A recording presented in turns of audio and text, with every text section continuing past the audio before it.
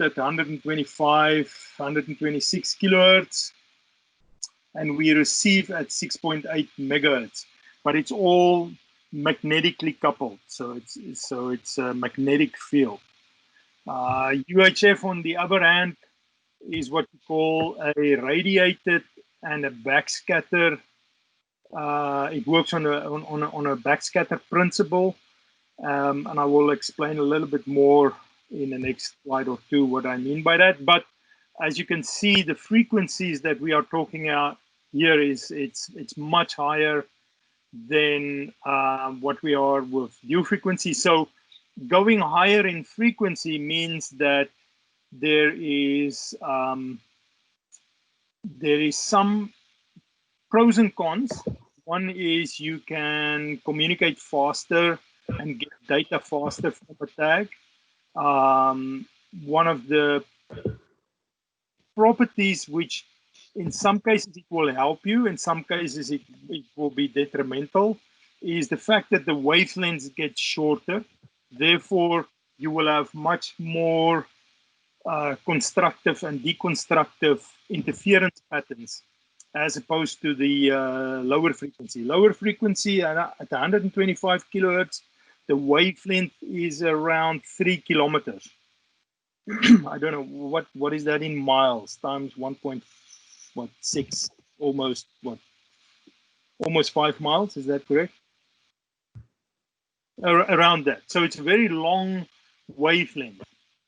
So therefore, constructive and deconstructive interference patterns is well beyond the little area where you are doing timing. Okay, and what I mean by that is the old example of throwing two rocks in a swimming pool, and you will see as the rock drops into the water, it will create these wave patterns, which will be radial wave patterns, and it will move outwards. And the second rock, those wave patterns will collide with the first rock's wave patterns, and at some points you're going to have constructive interference. In other words, where two of these peaks meet in a positive way, and it will create almost double the wave size. And at some point you will get one wave which is 180 degrees of the other one, and it will create a zero. There will be almost no wave. There's a cancellation. Now, in higher frequencies, at the frequency that we operate in the US, it's at 902 to 928. The wavelength is about 1 foot. So suddenly, the area around you and cell phones, I mean, the best example I can give you is a cell phone. If you are in a building and you are talking and you are walking around, at one point, the other person will tell you to stand still, or he cannot hear you, or sorry, you are breaking up. Now, if you only move a quarter of that wavelength, which is or a half of that wavelength, you know, multiples of that, a quarter, a half, or a wavelength, only 6 inches, and you will be back and you will have communication again. Okay. It's as critical as that. And as you go up in the frequency, if you go, for instance, to your microwave oven, that's why they have this little plate that turns, because the wavelengths there is even shorter.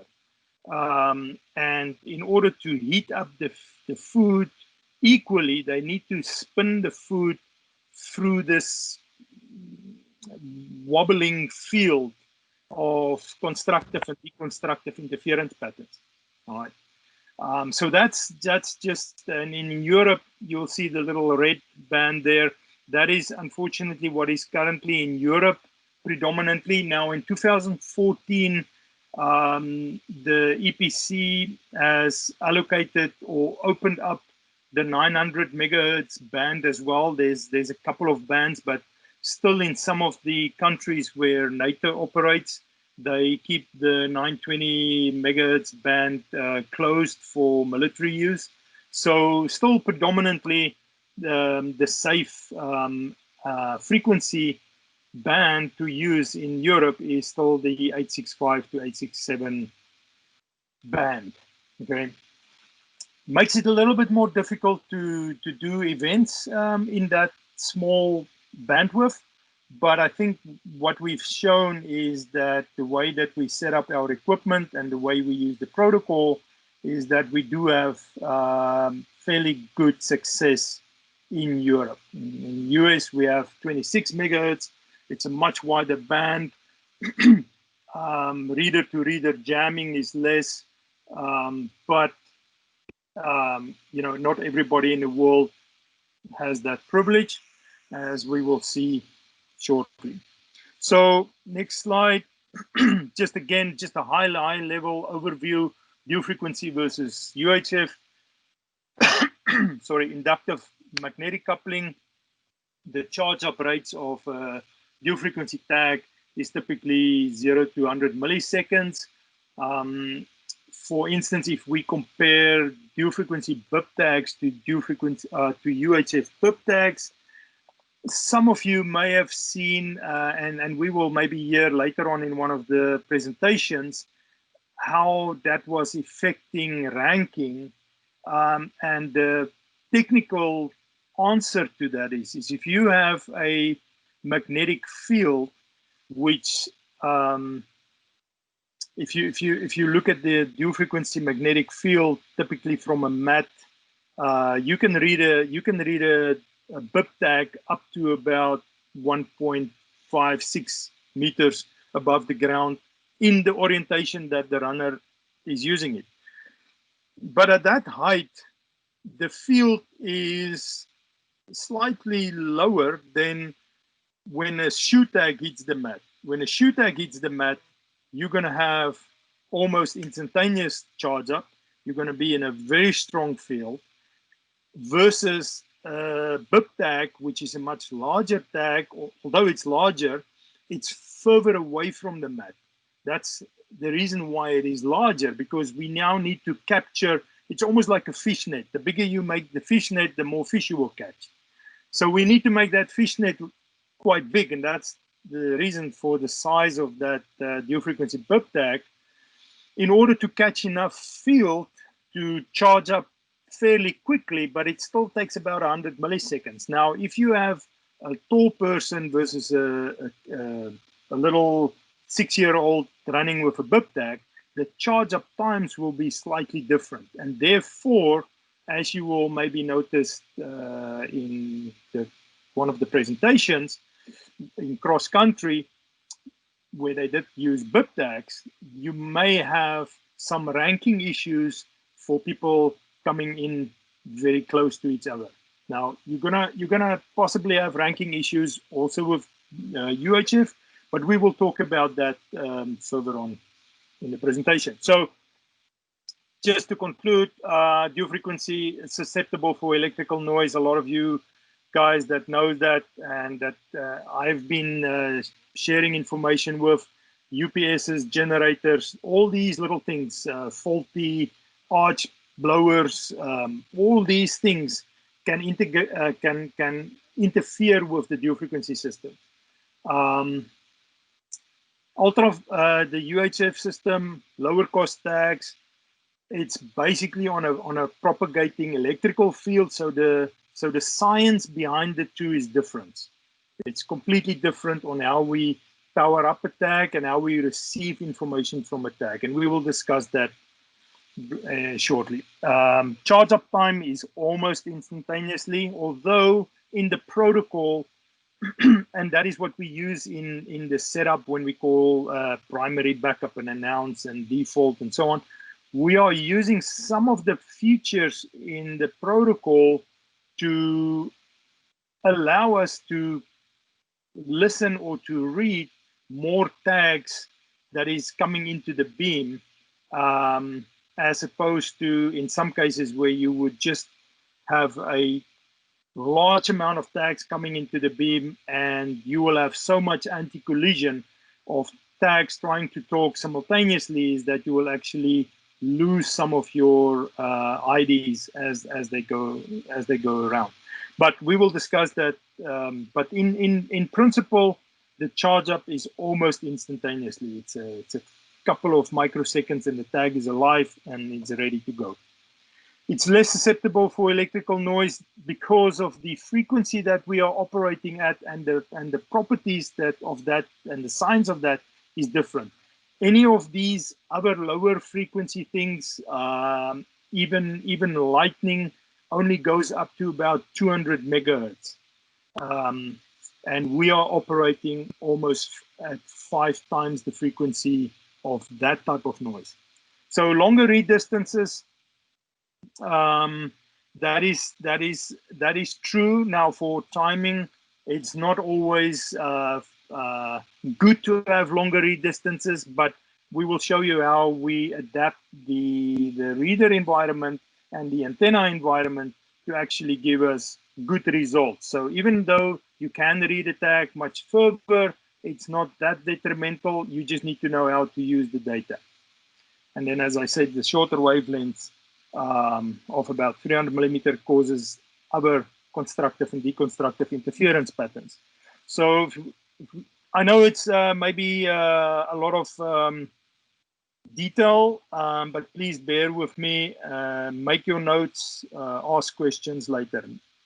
So coming back to UHF, typically the world is separated in 3 regions, 3 major regions. So region 2, North America, South America, is typically the 902 to 928 megahertz band, where we have the full, almost the full 26 megahertz. Now, there is some countries in South America and Latin America where they don't allow the full spectrum, but typically it is inside the 902 to 920, which we call the FCC sort of spectrum.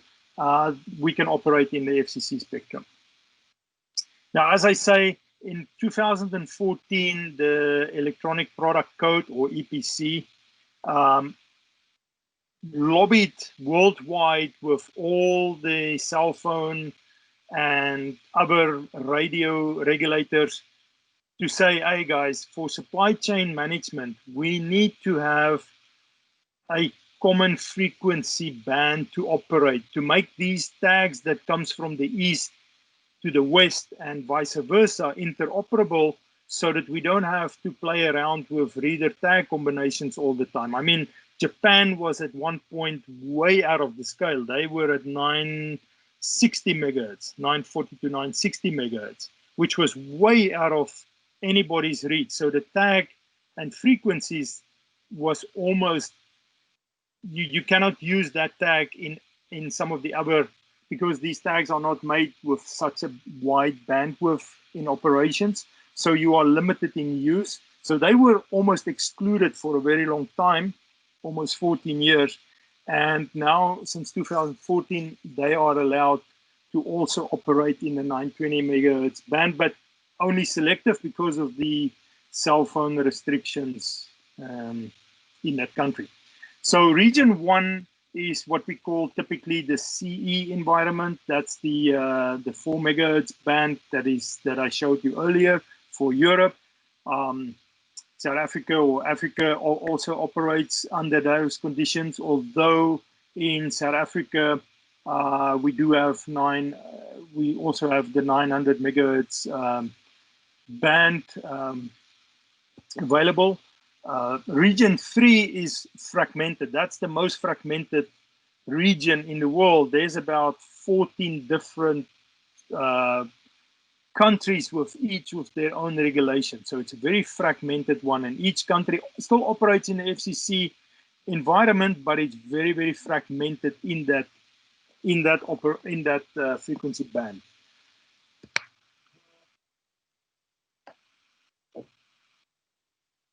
So that's just another overview of the world.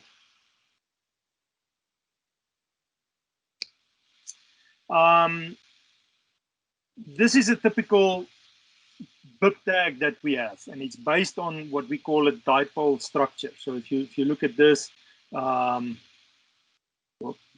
is not working. So if you look at this is typically the chip, that little black spot, and the antennas is forming a dipole And this is the antenna structure. And what that means is, if you look at around this dipole, there's going to be a thing what we call a donut. It looks like a donut. So that's the area where it's most sensitive for the radiation field coming into it. If you look into this hole of the donut and you try and power up the tag, so for instance, if the reader was here on the top and it tries to beam down and try to read, the tag in this orientation would not really work because you cannot transfer the energy into this hole. You need to transfer it onto the dipole, onto these two sticks. So you need to transfer it in that donut, on that donut shape. So what does that mean? So let's just, here's some of my caveman drawings.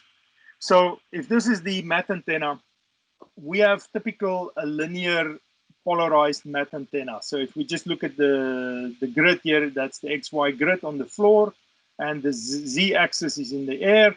So a tag coming in the Z-axis far away from the antenna will still be red until it's right over the antenna. That's what I wanted to say earlier.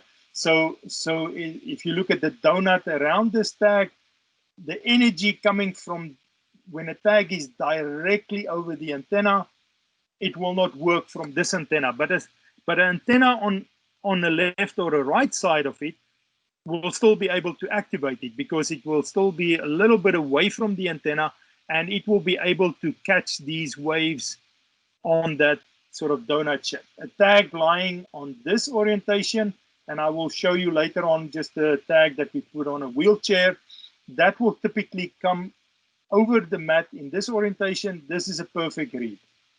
Not a perfect read is where you, for instance, if you have this tag on a handlebar of a bicycle, with this type of antenna, this will not work. If it's on the, if it's horizontal to the floor, which is perpendicular to the signal that's generated on the from the antenna, that will not work.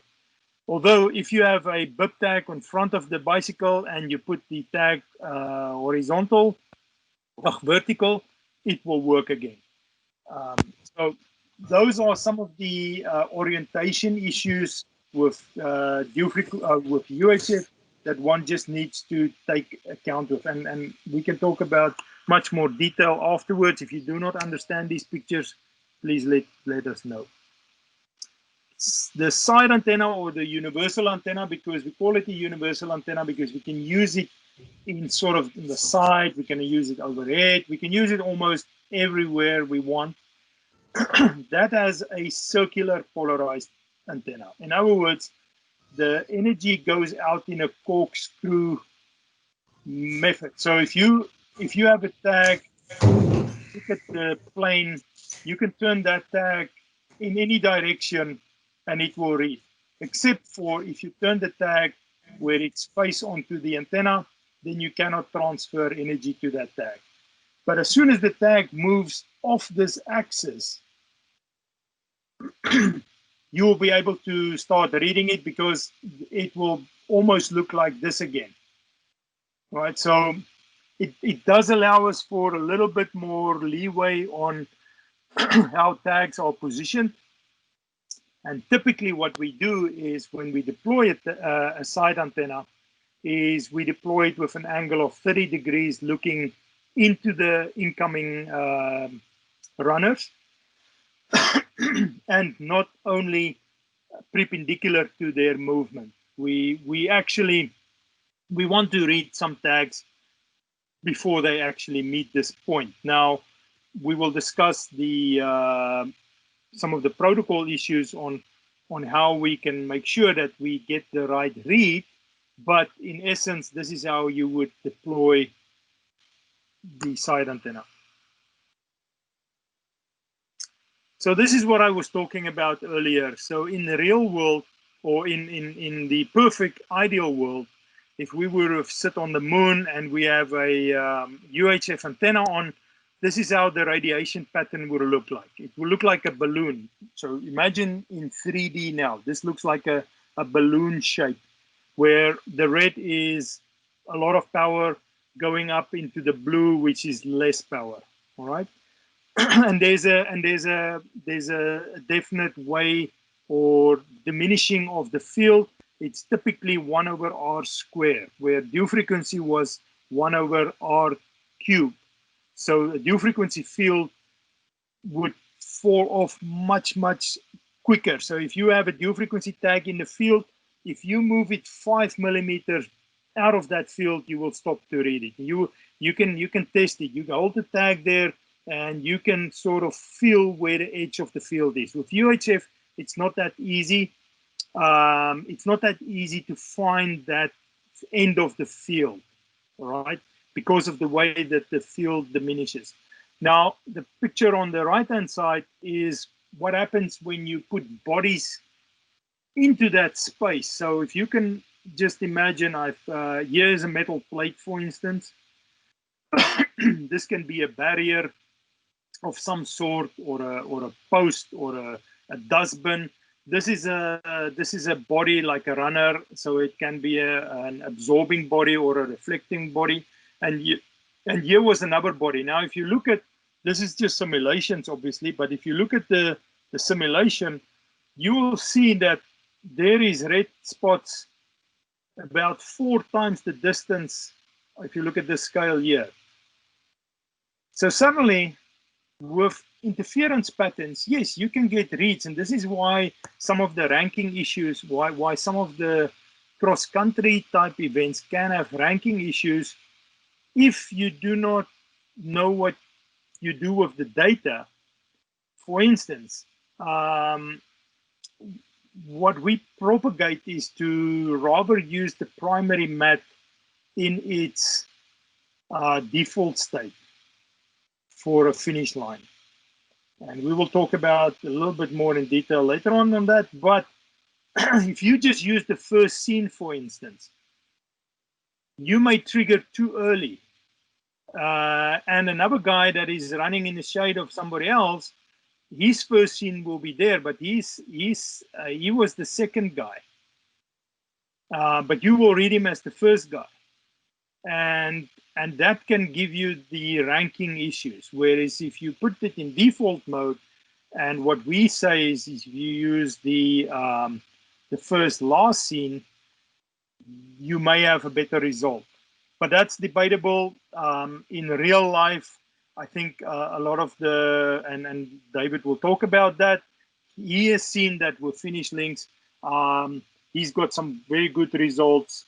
Minor adjustments that he had, and I think David Sims mentioned that Pat Leone would put on his elite races, his elite cross-country races, he would put 2 tags, and with that, there's no ranking issues.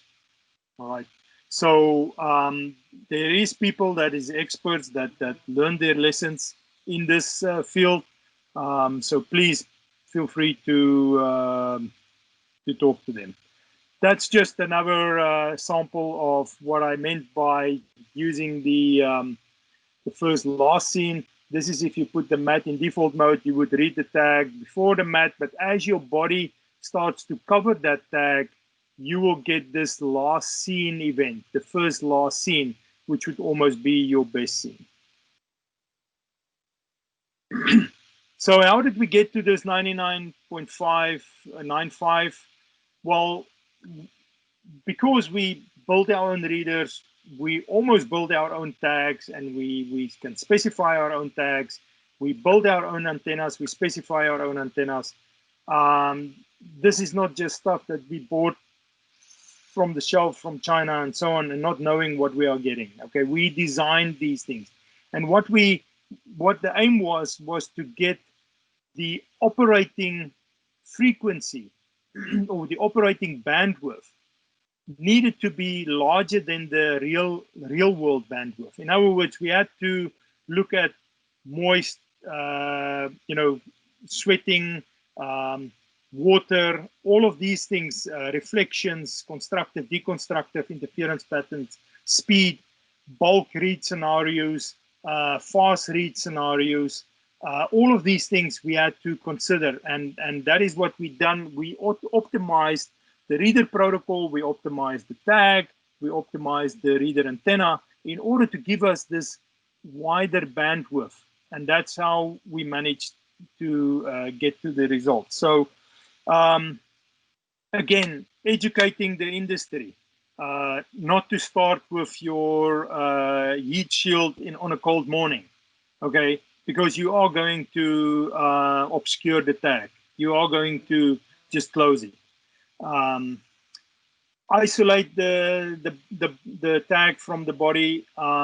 We don't use foam. We package our tag differently than anybody else, but we don't need foam. And there's a long history on tests that we've done, especially if you hit the 10-kilometer mark.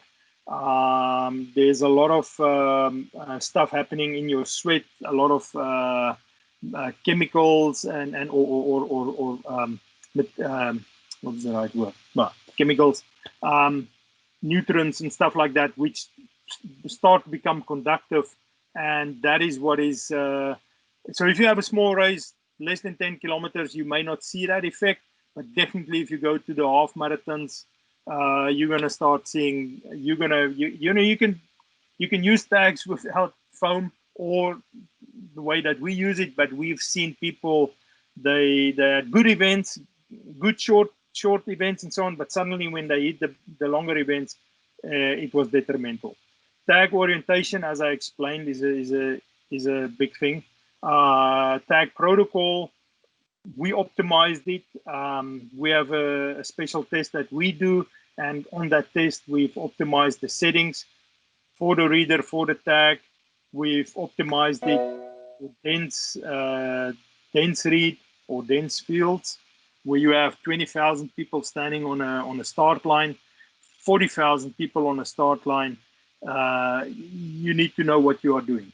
Fast runners coming in to make sure that the protocol works for us. Wheelchairs, even a wheelchair go at 40 kilometers an hour on the elites. So those tags come in fairly fast and furious. Environmental conditions, rain, electrical noise, but specifically the rain. And I will show you some of the good results that we had even in the rain. I will show you a quick overview of that. So IPICO timeline, I'm going to brush over this. 2017 was a test year for us. 24 events, all with the motive group almost. 30-hour test, we spent through about 180,000 tags. 2018, full-blown out of the gate, 192 events, big events, major events. It was almost like a technical gamble, because we started testing only in September of 2017. So it didn't give us a lot to go into 2018, but 2018, boom, we had excellent success. 2019, even a bigger success. So if we look at the results, I don't have to talk too much about this graph. It tells us all. If this technology was not working, we would not have seen this picture. I guarantee you that. I know that we had a disastrous start with the tough reader. That was an experiment that failed. And although it was a failed experiment, it was also a positive failed experiment, because we learned a lot. We learned a lot very quickly in UHF with the help of David and his team. Extremely valuable. For a long time, we have downplayed UHF for certain reasons, but about 2012-14, the technology matured, and I think we've harnessed it in a good way, in a solid way. So that is almost my concluding slide. All the rest that I'm talking to you now is just information that I'm going to share with you in terms of implementation, and we can brush through that. But this slide this is for me the pinnacle of the IPICO UHF success story. And unfortunately, 2020 is scrapped, but I estimated we would have gone to this type of figures easily in 2020, easily, if not more. So implementation, we all know the reader. It can be UHF, dual frequency, or an hybrid system. Tag, we have the bib tag. Currently, we have the wheelchair tag. We don't use foam. Antennas, we have the ground antenna or the mat antenna. We have the universal antenna, which can be used inside and overhead. We have the mats, which is ADA compliant, and we can stack it up to 8 meters wide. We can even have wider starts. I mean, you can just add these things depending on, and I'll show you now some of the wide starts and finishes. The comms that we are currently using is a third-party device that isolates us a little bit from any issues that may come in the next generation of communication, which makes it easier for us because we just Ethernet into this device, and it makes us future-proof in a sense. So that's just the antennas. Oh, c'est bon. Je coupe le micro. Hein. Mais la caméra, j'arrive. Ouais, mais je crois peut-être. Lekker. Hey, lekker man. Hey, Lekker. Hey, Frenchie, you've got your mic on. Sorry. That's okay. I started to learn French a little bit here, but so if we just go back, that's the floor antenna. There is some special instructions to safeguard this, you know, making sure the flap is always in the direction of the running. It closes in the direction of the running. Else, if there is heavy winds, we haven't seen it yet, but it may flip up and then you can have a trip hazard, but we haven't seen it yet. But technically, you would just put this so that it's closing in the direction of the runner. What we propose is to disconnect the cable from the antenna each time you store it, else you will put too much strain on these cable joints. These are just little operating procedures.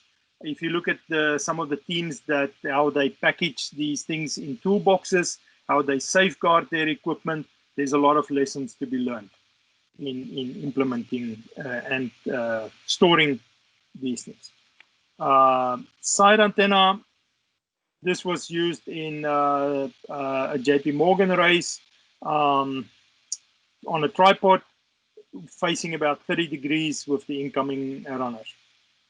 Tags, typically it comes on a already printed bib tag, or it comes on a roll. There is the actual bib number. Well, this thing is now in automated mode. Sorry, guys. There's the bib number. There is your event code. And for those who do not know how the ID is constructed, please feel free. We will give you after this a good rundown on the structure of the ID. So implementation, very easy. The way we daisy chain, the display that we have, the fast startup, I mean the reader startup in 45 seconds flat, versus the old elites that takes about 2 to 3 minutes. We can be on the internet if you have a good internet signal. We can be up and running within a minute and have time sync on devices. We also have the phone interface. We are not going to talk about any software integration today, or software per se, but currently it does integrate with active timing and some of the other third-party timing and scoring software successfully. I mean, as you've seen, we've done over about 2 million tags.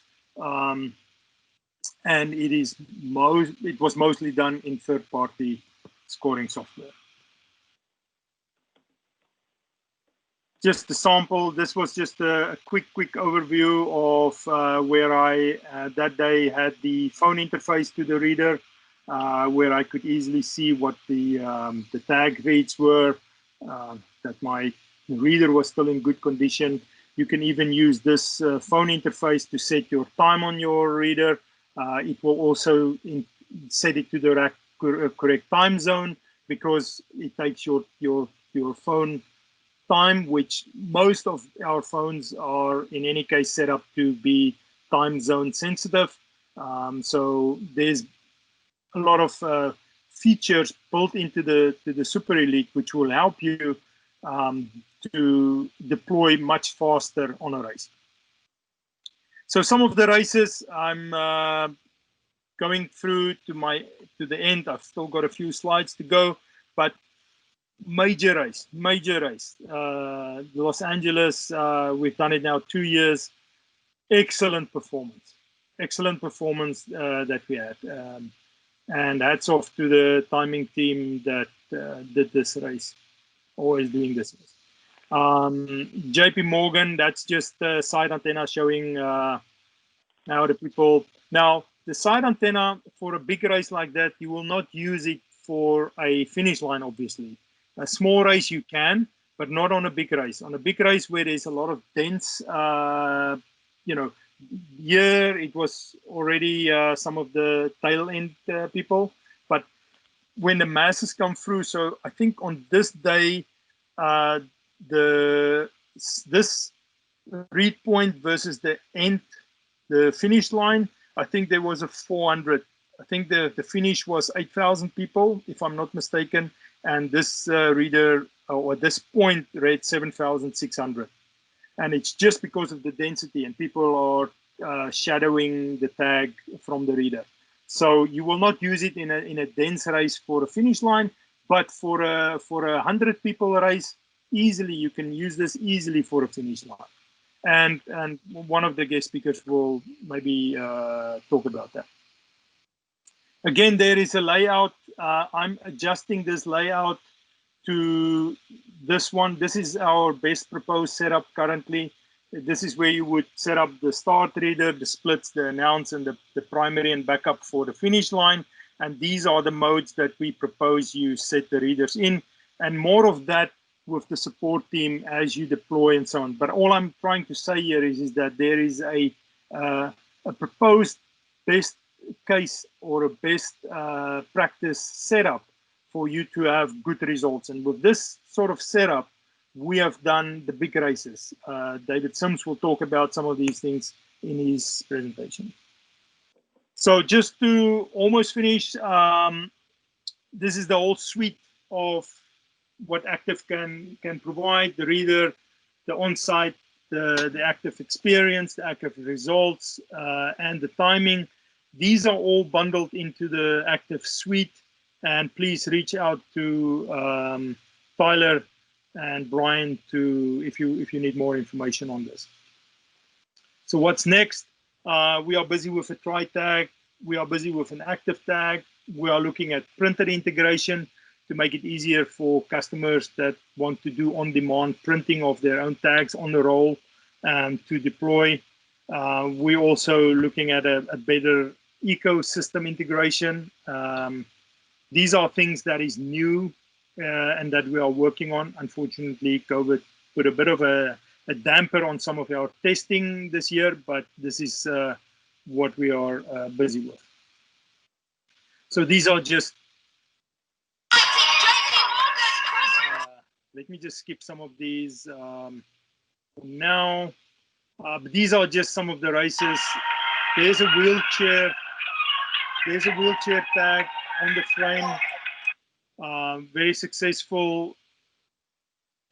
These are just some very small read points for the overflow or the tail end on a race where you are starting to break down your main finish line and so on. You can always have this last minute setup.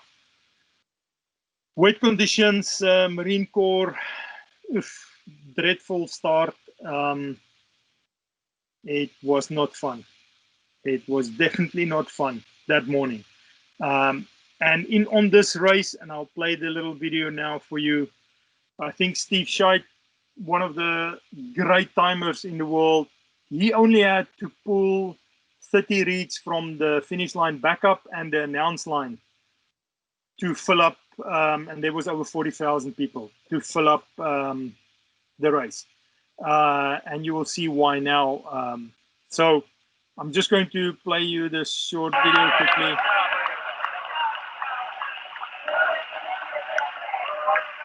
There you can see on the far end side, those mats were about 2 inches underwater already.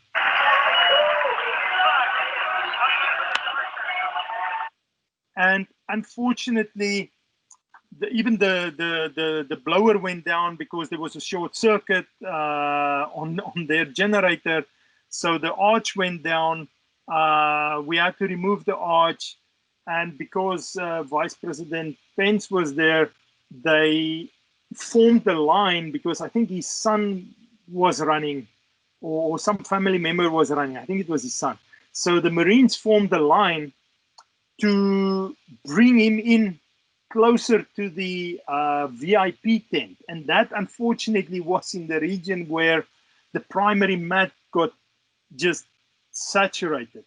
And I deployed the side antenna, which I used for a test that day.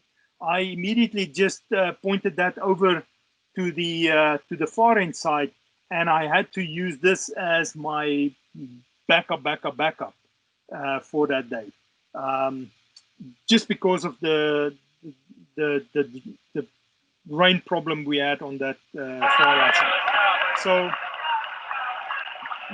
just short, you will see there the guys when they walked there, it was terrible. But even with that, we had great success that day.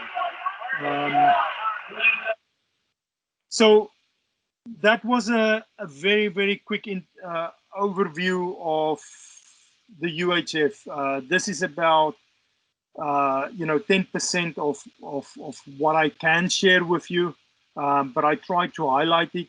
And without further ado, if there's any questions at this point in time, let's spend maybe 3-5 minutes, and then I want to give the other guys, who's our sort of the true warriors of this, I want to give them the chance to with their presentations.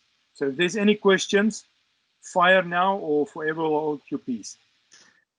Yeah, thank you, Marius. That was excellent information. There were some questions that popped up. I think Andrew Cotter, you had a question about the ice and water. Was that before the Marine Corps videos came up?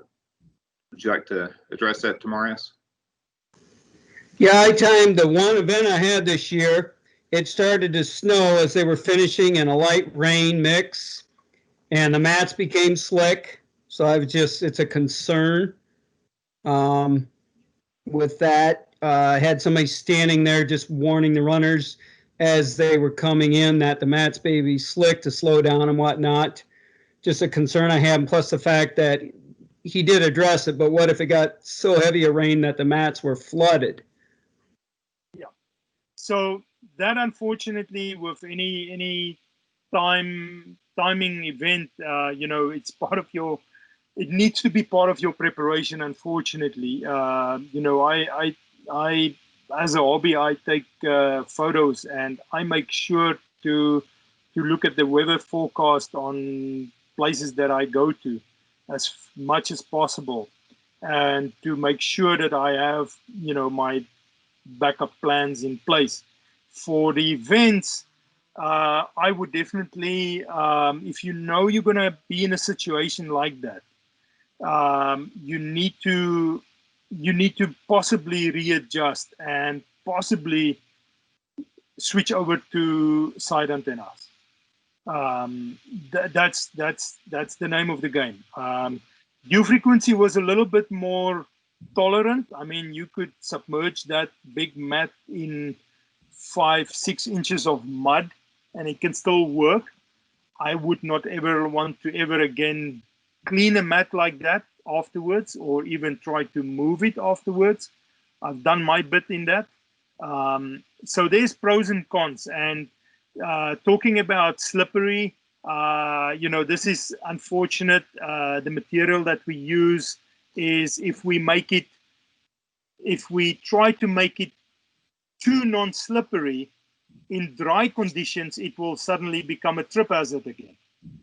So there is a bit of a compromise to make, and yes, you have to. We have not seen. I mean, I've seen people coming in at mad paces onto a finish line. I mean, they are the tail enders, but they do a 100-meter dash for that finish line, and then they stop on the mats. That's where they slip. And I've seen people, I mean, slip on chronotrack mats, MyLab mats. It's just the nature of the beast, because it is a plastic composite.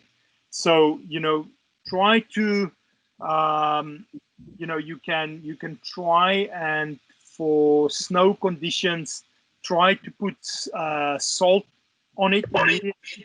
Try that, but you will need to have your backup plans in place. Yeah, I think David Sims had a response to that as well. Okay. Marius. Yeah, everyone, if it's the rain is not as bad the more you've used it. When they first come to mold, and these are new, this was Chronotrack, MyLabs, all of them. Initially with rain, you can get that, but that you put some dirt down or salt, like Marius said. If it's ice, it doesn't matter what's in. I've used all of them. Which one you're going to use, it's going to be slippery. Some people have tried to cover it up with stuff and warn them. You just can't get around that. And if your mat's underwater, there is some near field component to it, but just UHF is not meant to be underwater, which you a side impact. Yeah, look, one thing that you need to know, that if there is those connections is by no means submersible, 100% waterproof. So if we had to do all of that, you would have paid a lot more for the system. It was not designed in that way. So definitely look at side antenna, look at for ice screed and so on. Look at putting out salt, and then as I say, try the side antennas.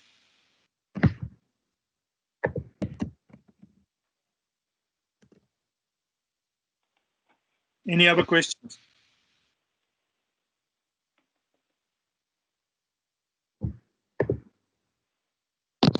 Hey, Marius, there were a few questions that came in about the mounting of the side antennas, and then also the tag orientation if a side antenna is being used.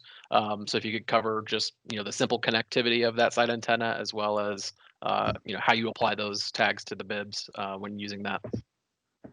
Well, it's still we still propose vertical always.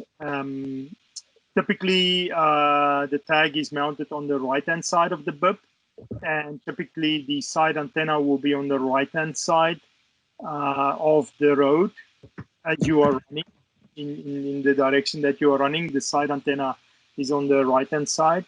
You can put one on the left-hand side as well if you want. In London, we have done some tests where they are trying to move to matless split points and possibly a matless finish line, but not a matless start line. And there we tested antennas overhead in conjunction with side mount and overhead, to form like a UHF arch, if I can call it that. But typically, yes, you would mount it vertically, and the antenna vertical on the side, typically on the right-hand side. But since it is a circular polarized, even if it's on the top, it will still read the tag successfully. And if it's on the top, don't shine it right down to the floor. Turn it again 30 degrees into the incoming running stream. And what we propose is that you use the first last seen event on that primary mat. Now, I know active timing makes provision for you to do that selection. I know we've talked to Roger. He implemented a similar thing where you can select to use which first seen and which last seen event you want to use. So there's all these little fine tuning on that you can use. But typically you will not put a reader perpendicular to the field. You will always shine it in towards the field. And then when you have multiple antennas, and even if you do have antennas facing each other, make sure they are on the same channel on the reader and not on the opposite channels of the reader, because that can cause interference. But I think what we should do is, all these, because these are technical questions and a lot of technical detail. So let's make a list of those and we will answer them in more detail and even with more, added sketches and photos and information afterwards. Yeah, I think that's good.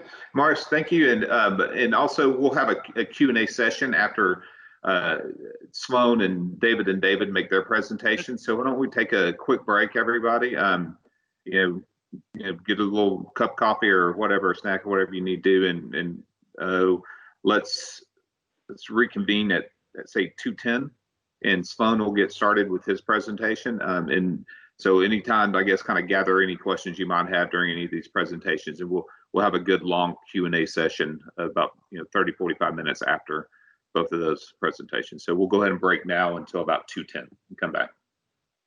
Good.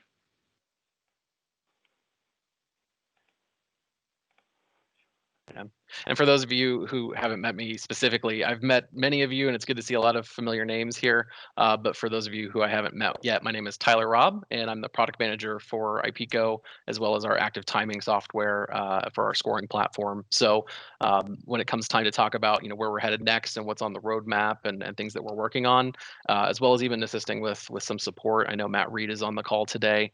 We work in very close relationship to be able to help all of you and make sure you get all your questions answered. And if you're doing unique races, if you're trying to take your business to the next level and trying to change what you do with new technology, I want to hear about what you're doing. I want to learn more about what's going to make you successful. I've gotten a lot of great feedback and a lot of great ideas, especially on the software side, but even on the hardware side, as you're out there in the field using this stuff. What do you love? What do you see that's interesting to you? Those are the kind of conversations I love having. So if you'd want to chat or set up a meeting with me, I'm happy to do that with you all, and that way we can make sure we're creating the right stuff for you to make you successful.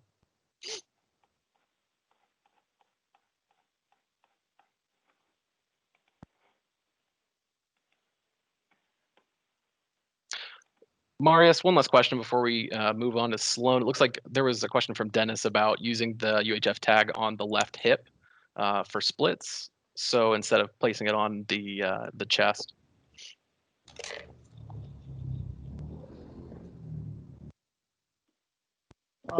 Dennis, can you just, well, what was the question, the specific question? Would it work to place that UHF tag on the left hip to get splits in a track distance event if you were using side antennas? Would that be okay? Well, unless you have the side antenna on the left-hand side, but your body will start to shield if you just had the side antenna on the right-hand side, then there's a good chance that you would start missing tags. A floor antenna would obviously pick that up, but yeah. Right-hand side, that's risky. Yeah, and then using a pair of side antennas as opposed to just a single side antenna, would that be a recommended? Yeah, you can. But the best is to, as I said, with the education, since what I've seen, especially with UHF and especially since the days of Chronotrack and the D-tags and MyLab and so on, the runner community has been educated quite a lot. And if somebody moans and bitch about not getting results, you would even see the timer community chime in and say, hey, you need to put your tag this way or do this. So, you know, I would almost say the herd education counts a lot. So make sure, I know that some of the announcers before the event tell the people, look, put this stuff on your chest. Make sure if it's not on your chest, no number, no time and stuff like that. So, but in the 5% of cases where you're going to have problems, then yeah, having a second antenna on the other side of the track can help. Just make sure, as I said, not if for some reason you need to face them directly to each other, make sure that they are on the same channel, because we are using a multiplexing algorithm, which means that only one antenna will be on an instance, and it's about 1/4 of a second. So, but if you put one on channel 1 and one on channel 2, you may end up jamming the channels, because you will have a reader or antenna shooting in directly into the other antenna. Yeah, yeah. And we'll distribute a proper setup guide for that. So if you were to purchase a side antenna with the intention of setting up dual side antennas on either side, obviously we'd want to provide you with some kind of support documentation for that. So, yeah, thanks. All right, I think that's it for our break time. Let's go ahead and stay on schedule and move on to Sloan. And thank you very much for joining us. All right, thanks for having me. Let me see if I can share my screen here. Can y'all all see that? Yep, looks great. Okay, excellent. So my name is Sloan Ware. I'm with Horizon Race Solutions here in Atlanta, Georgia. Started out in 2017, where we had nine races. All of these were under 500 participants, so fairly small scale. Last year we had 35 events. This year we've had 3, but we were initially forecasting for around 50. Primarily doing road races, but we do have a couple mud runs and trail type races. And we've been with IPICO from the start. We did shop around initially when we were purchasing timing equipment. And then once again, when we upgraded to UHF, but we stuck with IPICO since we started. Our initial purchase was 2 light readers, 5-meter mats. We just wanted a cost-effective way to time some smaller races. We had an in with a race director that basically was going to give us some business if we bought a system and were capable of timing. So this photo is from our first event where we had 130 finishers, literally zero knowledge of race timing or the technologies, to the point that we still had, as you can see, that atrocious finish, shoot, and finishers cards just as a backup. But we learned, we got better, started getting some new clients, and realized to get more clients and specifically bigger races, we needed more equipment and a more flexible system. So this is a picture of a race that we bid on prior to purchasing UHF equipment. This was around 2,000 people, and they had some specific requirements on line width and a few other things that we were just not capable of doing with our prior setup. So we purchased 3 Super Elites in 2018. Part of, and we've got 5 now, part of making that decision to go with IPICO, one of the things that I think was sort of scared us was all of the active IPICO marketing materials for the Super Elite system was directed at or showcasing these massive events. And we had no plans of timing a 40,000 person marathon yet, but we did have some bigger needs. So we were a little concerned that we were buying a bazooka for a knife fight, and eventually purchased, and that proved not to be the case. The system does scale all the way up to what David Sims is doing, but it also scales kind of back to what we're doing with sort of the small to medium sized races. From the equipment side, antennas, Marius talked about ground and side. We have more experience from the ground side, the ground antennas, but have used the side antennas, which work great for splits, announcer mats, and like Marius was saying, we've used it for a finish line for a smaller race that had kind of a low volume of finishers and a unique access point that really wasn't conducive to bringing in a bunch of mats. They're durable, interchangeable, replaceable, and redundant. So with dual frequency, which is the world that we came from, your finish line, your mat is basically one piece of equipment. With UHF, each antenna, each cable set is independent, and so you're able to hot swap things if you run into any issues. I say redundant because if you've got a 6-meter finish line, you're going to have 6 antennas, which is going to be more than enough to power that line. If you had 4, you'd still be fine. You're still going to get the reads. Perhaps my favorite upgrade or part of the upgrade to UHF has been the tags. They are more inexpensive than the dual frequency tags. So our whole point for upgrading to a UHF system was we wanted more races and we wanted bigger races. And so as your participation, the number of finishers grows, the tag price becomes more and more important. They're thin, so this picture to the right shows, I think, 100 dual frequency tags, and then that roll to the right of the dual frequency is 500 UHF. So as far as just storing the bulk chips, much easier, and the tags, when you go to a race, you're going to be able to fit probably 2 or 3 more times the UHF chips in a box than you would with dual frequency. They're pre-programmed, kind of like Marius talked about earlier. There's a number on the back that corresponds to your bib number and a unique event code ID. Even when we were using dual frequency, we were not purchasing chips on bibs. We were sticking everything on our own, programming a bib chip file. And so upgrading to UHF was a huge time save for that.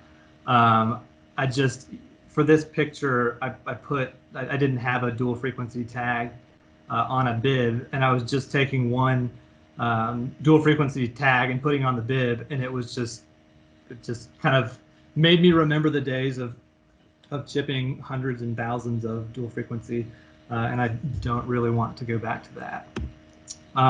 Lastly, they're functional. They work. So on our worst day and on our best day, we're getting as good or better reads than we got with our light reader system. Setup is going to be different with UHF. It's going to take a little bit longer than dual frequency. There's just more connection points and more equipment, but creative storage and loading have helped us cut down on that. So we've got specific bins and bags labeled numerically to help the setup process move quickly. And the setup is simple and intuitive. Even though there is more going into it, it's easy, it's straightforward. We generally have contractors doing it, and it doesn't take a whole lot of time to coach somebody up on setting out a line. Again, the mats are durable, and so while we are spending a little bit of extra time setting up, we deploy them a little bit earlier because we're less concerned about vehicles, traffic, trucks, that sort of thing. So during the race, it's pretty straightforward. If you nail your setup, the race is going to take care of itself. You've got multiple ways of getting data from your readers. The browser, which you can use your phone, your computer, wired or wirelessly. You've got the display on the actual reader. You've got the reader cloud, and you've got active timing, which I know we're going to talk more about active timing in a future talk, but that is our timing and scoring software. And it's just set up to work with the Super Elite readers. And so from kind of registration to results, that's streamlined a lot of things for us. So props to Tyler. That's been a product that when we first started using it, we had some hangups, and we kept bothering him, and every update seems to address those things. And so it's quickly hurtling in the right direction. Our read rates are consistently 98 to 99%. You've obviously got the runners that are going to be non-compliant, and you can't do much about those. But the reads are great. Coming from a light reader where you can just turn that thing on and run it all day, there's a little bit less battery life on the Super Elite. So for our finish lines and splits, we've typically got them on an external power supply. But with that, you can run them all day. So this is kind of a few things that we can do now, which with our prior system, we weren't able to do. So fairly simple, but just a flexible finish line, start line width. We've gone from 9 feet to 24 feet, but could double that if we needed. With the dual frequency, you're somewhat limited in the actual width you can do. And I remember going to races with, you've got a 5-meter mat and a 4-meter path, and it just, the UHF provides a much cleaner finish line. Side antennas, so announcer mats and splits, we'd not used those prior to upgrading to the UHF system. The announcer mat has been huge. It's just a nice feature to offer people. And when you're using a side antenna with the announcer mat, you can really just set it up and leave it there. It's not going to take like an extra person to work. So it's a really easy add to your services. Same thing with splits. We have some out and back 5Ks where it would be really easy to cut the course, and so we can throw a side antenna at that turnaround point and capture reads for verification purposes. Remote splits and reader cloud. Prior to upgrading, if we had a read zone, typically one of us, me or my business partner, would be at that location. And so with the reader cloud, you're able to set up your line and monitor that from anywhere. And that's been big for us. Again, the whole upgrade process was about scaling our business, and so we're able to send someone out into the field to set up the equipment, which doesn't take a whole lot of expertise, and then we're able to monitor that equipment, score the race, whatever we need to do from another location. And so it's increased our ability to kind of bid on races when we're already got 1 or 2 races in a day. Kind of same deal here. The scale is the name of the game. We're getting bigger races, we're getting more races. And so, that's kind of why we made that whole investment in the first place. The reason I put an asterisk by the things we couldn't do before is because, yes, technically we could have built something to do those, but we both have full-time jobs. This is something that we're trying to grow into that, but we'd rather spend our time building our business, timing races, than trying to build things. So it's good to have a technology partner that's actively trying to build things that work for us versus us having to go out and build them. So bottom line, we've grown directly as a result of upgrading to the UHF system. We've got the confidence to bid on some larger projects that before we would just leave in our inbox and not touch, because we just knew that we weren't going to be able to facilitate timing races of that scope. We've got a handful of races that still require dual frequency technology. You don't have to abandon that with the Super Elite UHF, because you can swap out those cards and still work with your dual frequency races. And for us, this was a big investment.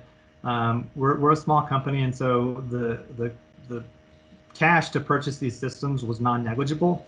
And so we thought long and hard about that, but it ended up being a great investment that paid off quicker than we thought it would. So this is my contact information. I don't work for Active or IPICO, but I do trust the system that they've built. And when we were purchasing this equipment, you listen to Marius, you listen to Brian, you know that they believe in the product, but it helps to have the perspective of someone that's not working for active. And so we actually found a bigger timer, and tracked down their email and phone and called them and had a conversation about their experience. And that really helped us feel confident about making the purchase. And so if you've got any questions that you don't want Marius to hear, feel free to contact me offline. Don't hesitate to reach out. And that's all I got for you. Great, thanks, Sloan. That was excellent. If you have a question for Sloan directly, we're going to circle back around and have a Q&A at the end. So we'll probably just go ahead and move to David Flaugher and McKenzie and Madison Browning presentation, just so we can kind of stay on time here and have plenty of time for the Q&A at the end. So David, do you guys have the con if you're ready? All right, do you have our video right now? Yeah, I'm seeing OBS at the moment, but I can hear you clearly. I will fix that then. Yes, we will stop sharing and reshare. It's that one. Yeah, with the preview. There you go. Perfect, looks great. There you go. Sweet. All right, well, this is our team here in front of you. Hi, everybody. Hello. I'm David Flaugher. I started DC timing in 2002 or 3. It's hard to remember, I'm so old. But at that time, we were primarily scholastic oriented. We did mostly track and field back then. And then as the years went by, wasn't long, we did cross country and then a few road races. And currently we do about 170 events a year, time about 300,000 runners. A lot of cross country, usually about 70 meets per year in cross country. A lot of track meets, of which we had 3 before COVID shut us down. So we've been doing this for a while, and these are my partners to my right, maybe to your left, and I'll let them introduce themselves. Hello, I'm Madison Browning. I've been timing and producing events with DC Timing for about like 4.5, 5 years. Started out as a co-timer, and now I've taken the reins as chief timer when Dave's not around, and when he's there. So yeah, it's a fun business to get into. Definitely not something that I thought I would do going into college, but I love it.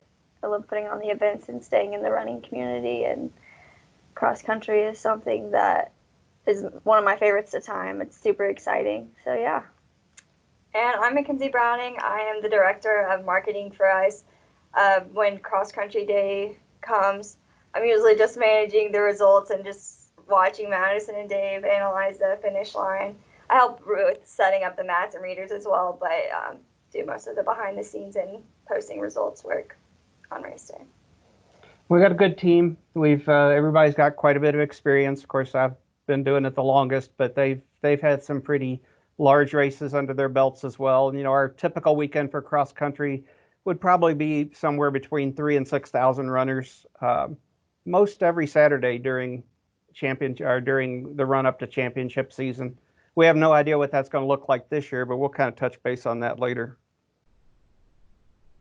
Yeah, and moving into our cross country season, our setup isn't a whole lot different from Sloan's. We've transitioned from mostly dual frequency to UHF, but like the biggest difference that we see from our cross country races to our road races is that cross country races have more of a dense finish, and that ranking aspect of it takes a little bit more importance than it would in a road race, because you do have those team scores and the first, so however many points allotted to the finishers. But yeah, we've noticed that UHF gives us a lot better read rate than dual frequency, especially over the past couple of years. It's just UHF has really improved for us. Yeah, especially with dual frequency bib tags specifically. Oh yeah.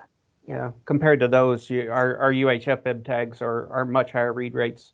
And as Madison was saying, as anybody who's either thought about timing cross country or has done it, I think a lot of times what scares them off from both timing cross country and using UHF is rankings. But we think we've got some simple steps to follow and just best practices. And we've used it in large races. You know, if you have a 600-person race and a 4K distance, they're going to be on top of you in a very short order. You know, the whole duration of finish might only be 5 to 6 minutes. So you might get 100, 150 runners crossing in a minute, which we've seen many times. I'm going to go to slides.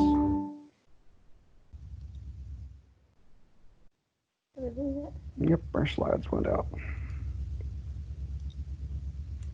Bear with us for a moment. We seem to have lost our Google slides. Yeah, our Google slides went out on us.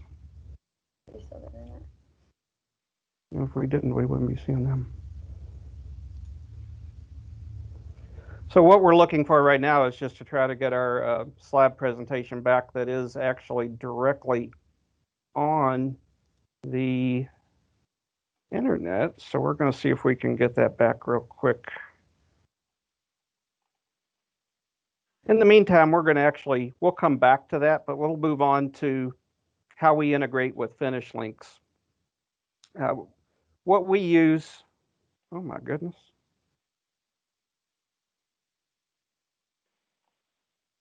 Yeah. Running right. There we go. So how we integrate with finish links is a primary component. And the main reason that we went with IPICO originally, we were still deal frequency timers at the time, of course. But as we made the transition to partially UHF, IPICO and finish links partnership compatibility made it a much easier move for us. I'm sure most of you know from being in the timing industry that the compatibility does actually integrate. So when we get finish reads from an IPICO Super Elite reader, those are actually streamed into the Finish Link software. And we see things like you're seeing on your screen right now with people who are actually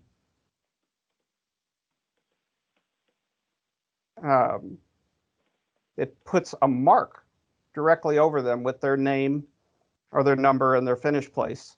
Of course, there's a little setup involved in that, but primarily it's about that easy.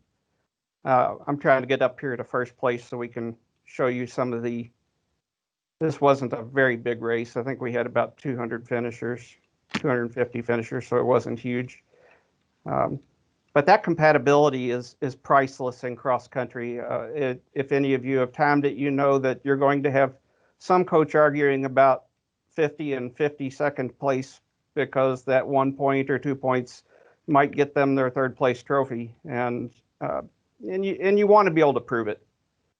So what you should have in front of you now is a screen that shows.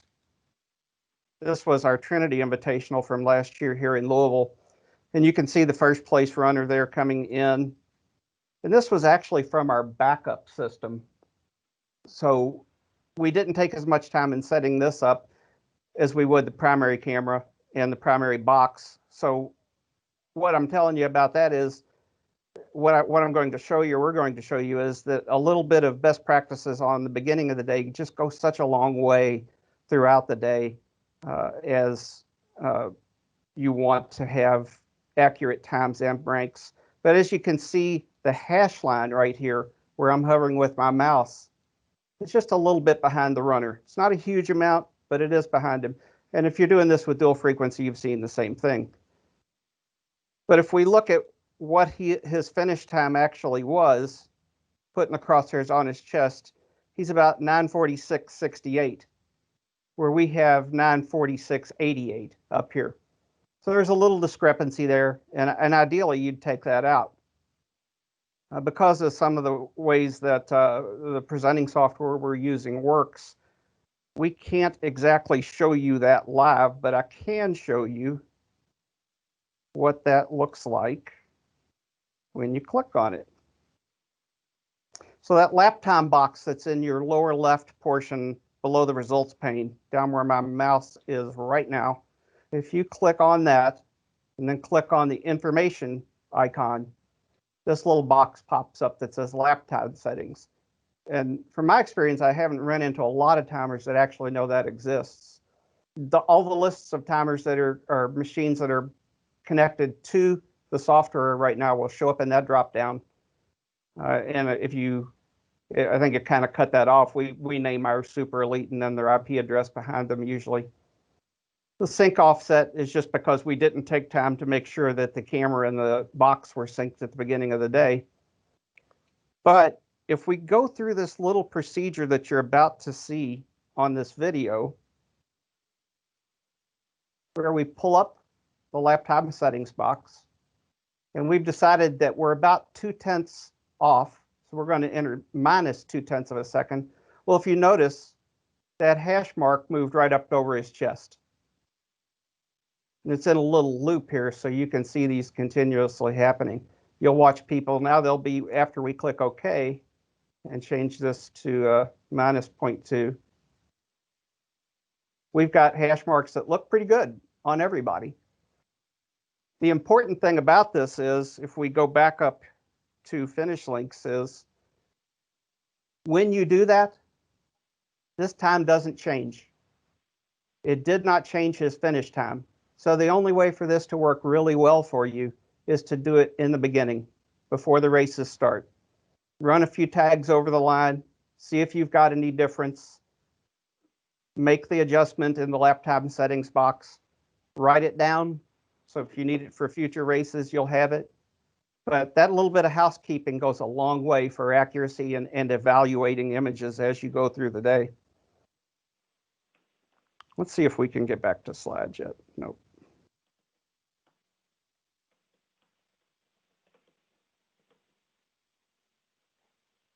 Our Google slideshow has bombed on us, so we are going to stick with. Try and present only that. If you go back to the, like in the Teams, and choose Google, like we did in the beginning when we chose OBS. Yeah, so instead of sharing OBS, you can just share the browser window. Yeah, we could do that. And then we can go back to OBS afterwards. Yeah. Yeah, we'll do that. So as soon as I can get there, Tyler, which won't take very long, we will stop sharing that and we will share the presentation window. So there we go. Perfect. So there we go. So yeah, will you go back to my overview real quickly? Yeah, so we've transitioned predominantly from dual frequency to mostly UHF bib tags. We still do use our dual frequency shoe chip tags for like our large invitationals because they are like the gold standard for us. But with how this year is planning out, more and more of our races are looking to be UHF bib chips because of their convenience and as well as their what's the word I'm looking for? The disposability of the chip as opposed to the reusable ones with the current COVID situation going on. We went a little bit into the finish links and reader setup, but I'll highlight it a little bit again. Dave's going to go into our Super Elite reader setup and a little bit on how we use the cloud and use it for our splits and announcing and whatnot. And how the battery life for us is just a huge game changer. And if we have time, we'll highlight some of the wave starts that we're looking to do this cross-country season. So one of the biggest things, and like Sloan said too, what you'll see with like one of the pros, a lot of the pros for us actually, is that the UHF mats are easier for us to clean up. After a cross-country meet, there would be like what felt like 10 pounds of water and mud and mulch on the dual frequency mats. And that was just a hassle to throw in the trailer. But the UHF is really convenient for us. The chips are a lot easier to stick, as Sloan said. Those invitational meets that we were doing, where we were sticking thousands of dual frequency bib chips can just like become a lot, like peel, stick, and the role of UHF really helps. Like I said, the disposability of the UHF bibs are really going to help us out this fall in cross-country season. yeah, and we actually met today virtually with the Kentucky High School Athletic Association, and that came up. We will be starting our state and regional meets in waves, and they definitely want something that that doesn't have to be returned just because of the COVID-19 situation.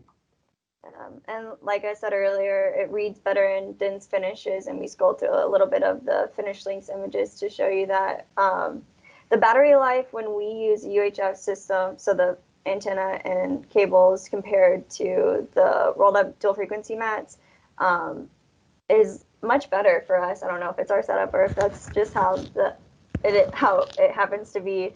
But we used to turn on the dual frequency mats at the beginning of the day, and like halfway through a meet, the box would be chirping. But UHF tends to really hold out. I guess it sends out less energy, and Marius would know more about that. But yeah, it's really working for us. And the raking accuracy has greatly improved since 2017. Yep, no doubt about it.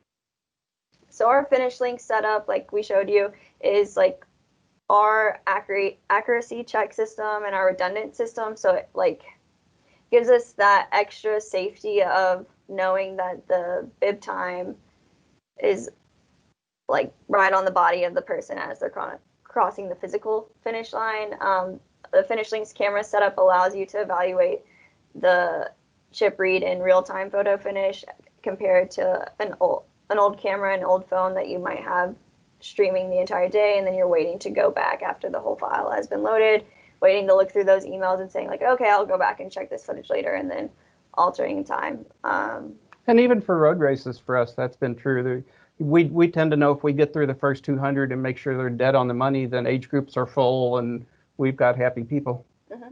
Yeah, and Dave's already gone over the offset if necessary, because sometimes you won't need it, but typically what we had been doing with the dual frequency mat was rolling it out, pointing the Finish Links camera directly at the beginning of the dual frequency blue mats. But with the UHF mats, they do read a little more in advance. So we have the camera like a good 1.5 feet in front of the mat, and then we set that offset. Yeah, the important thing is just, and it is so simple and it's so easy.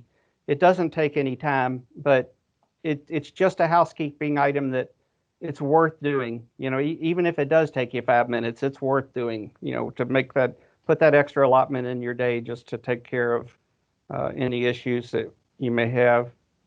I'm going to jump back over here real quick to OBS and change our source. That's it there. Okay. So as you see on your screen now, this is a web interface with a Super Elite reader. We tend to use our native network is typically, like probably most of yours, 192.168 and a subnet of .1. So this reader is .107 on our native network, and we're not hooked up to it real time right now. That's a screenshot. After we drill down into that a little bit, we get to see some more settings that become really useful to us. We set up time servers. We tend to name every event, even though it isn't really necessary. But if we put the events on there and we have a volunteer taking something to a split point, they probably get the right one or realize they have the wrong one when they turn it on. We, of course, label the point that it is at, whether it's a finish or split 1 or split 2. One of the things that has become really useful to us is the ability to set profiles. And they're so easy to change now with the octal screens on the Super Elite readers, where it's just a couple button pushes and you can change your reader from a .1 subnet to a .90, because our remote readers run on virtual private networks. And so it gives us the ability to stream things as opposed to pulling them from the cloud. And so we can do intermediate team scores and intermediate live results, and they're really live. One thing, just another, I know we don't want to get too deep into software, a big housekeeping note here is on the gateway does not change when you change the profile. So if you are changing to a static IP on a different subnet, you probably have to change your gateway too. And it's easy to forget that one. You have to change time zones if you move, and I've learned that the hard way this spring. And one of the few races we did was a few hundred miles away and forgot to change the time zone. So it is one of those things that's easy to overlook. Yeah. Okay, we've also lost our reader cloud connection there for some reason. But I did have a shot up there of the active reader cloud and our readers that are actually on in here right now.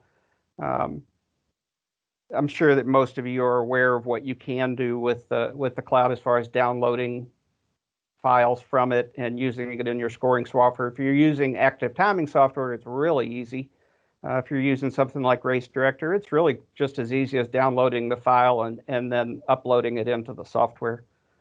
We like the ability with the cloud to check the status of batteries and things like that remotely. So we do use it, and it does have a benefit to us. And as we move into other arenas of timing, it's more and more important to us all the time. Mac. So is there anything? No, it's just the way to start. So the only thing that we had left to really talk about on cross country was we feel like we're because of COVID, we're 100% up against wave starts. I don't think well, first of all, we hope we have a season like most of you probably do. But if we do, we also know that we're probably not going to be starting groups of 300 or 400 at a time. So we're open to ideas. We are happy to share those with you. If you want to reach out to us, you can find all three of us at contact@dcracetiming.com. But we're actively working on it, have been for a while. Like many timers have already had a few races where we've used wave starts already.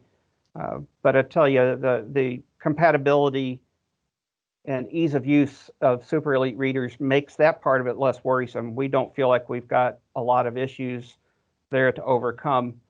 The only thing in cross country is it's got to be a gun to finish start, or gun to finish time rather. And you can't just run them over a mat and have that be the start time. So there are things that we'll overcome as we go here. And we should thank all of you for your time. Yeah. And Thank you guys for having us. Yeah. And feel free to reach out if you've got any questions about finish links or the integration between the two. We're kind of proud of what we can do with that, and look forward to helping anybody that we can. Great stuff, guys. Really appreciate it. And also, this is a thing to mention to everyone. If there's anything, obviously we're taping this, but if anyone that's in the conference that wants to get contact information from Sloan or David Sims, who's, I'm sure all of them are really would be really happy to help you out and be able to share information. And you can reach out to myself or Tyler or whomever, and we can put you in contact as well as answer any questions directly. So we're up at 2:50 now, and David Sims, are you ready to go? Had to take myself off mute. I'm ready to go. All right, fire away, brother. All right, here we go, guys. All right, let's get right into it. Let me share my screen.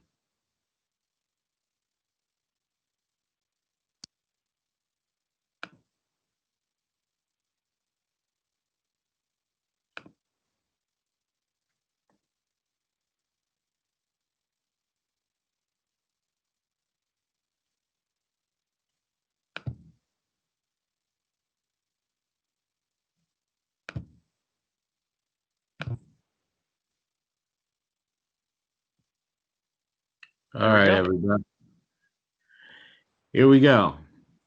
All right. Best practices from my experience. Just a quick review for any of you that don't know me or who I am. I've been around for over 37 years.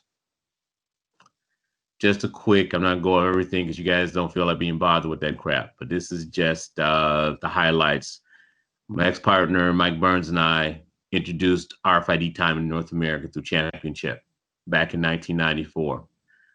Contrary to popular demand, it was not LA. It was Las Vegas that was the first large event that was getting used. Then the LA Marathon and the 100th Boston Marathon. Introduced it to New York City Marathon. New York City Marathon is one of the largest timers in the world. Most people don't know that, but we got them to switch from their old Quantex system over to doing stuff with RFID scoring. Boston, these are race time. Boston, Chicago, Marine Corps, Sydney Marathon, Gold Coast, Denver, as you can see on the screen. Not going to spend a lot of time on that. Current top IPICO UHF timed races, just so you guys have. Marius showed you the breakdown of total UHF events, but this right here shows you what this system can do. Marius and I, and some of the people that have been using it with me over the past years, we went through some hard knocks first time because Marius and his team with us built this thing pretty much from scratch to get away from that whole tough crap that you guys are used to. And the proof is in the pudding. You look at those numbers. These are timed every year around the world, and this is just a few of them that we do right now with the IPICO UHF system. All of these events are scored live. We have exports to TV, to third-party vendors, and we have messaging going out. For Marine Corps, we literally send out close to 900,000 messages that day while the live services are going on. The JP Morgan Corporate Challenge, that is one of the biggest ones because you go all over the world with that one. The biggest one being in Frankfurt with 73,000. These are all IPICO events, 40K in New York, 35K in London, 28K in Chicago. And each one of these events, we partner with other IPICO timers because we're stronger together than separate. Nobody does it alone. You cannot do a big event without being able to work with your partners. I'm hoping that IPICO timers start to do that again like they used to in the past. This means exactly what I mean. Previous slides mean nothing. I just want to get your attention. All right. Preparation is key when you're doing a large scale event. And it's no different than when I talk to some of the IPICO timers out there. I just heard Sloan, I heard David. You know, whether you're in UHF, dual frequency, whatever you're doing, you prepare. Like you saw the screens, the IPICO system, I meet with my guys all the time. Before we do an event, a week before the event, we know what we're going to name the event on the boxes, what each point name is going to be, and everybody knows what they're going to do on race day. Most of the time, my guys, we don't even meet race morning if it's a marathon or a big event, because as people were talking about the IPICO system, the mats and plugging, I've looked at the other system, it is a little bit more time consuming. Not going to lie to you. When you're looking at the Ethernet cables, just screwing them in instead of snapping them on, and Marius, don't start boiling. I'll get to the good part of this. It does take more time, but once you plug it in, and some of the IPICO timers that came over that use ChronoTrack and the others will tell you this and verify what I'm saying. Once you get those mats plugged in, you plug them to the box, it really is set it and forget it. It truly is. Once you get that part, this thing will run. It will go to the internet, get NTP time, and it's set for a split on time of day. The thing that we have to watch out for them is the phone interface. Again, coming from experience, work with Marius and Gerhard, I was trying to look for an easier way for them to do it. Gerhard was at the Dallas. A lot of people didn't know the big races we were testing this in 2000. What was that, Marius? 2016? Well, I'm speaking, so we can't. We were testing at a lot of races around the world. Nobody knew we were doing it at. And Gerhard was taking some stuff out, and it was pouring down rain. He cut his fingers, and we all looked at each other. And Marius said, I understand now. Let's get a good phone interface to work like nobody else in the world.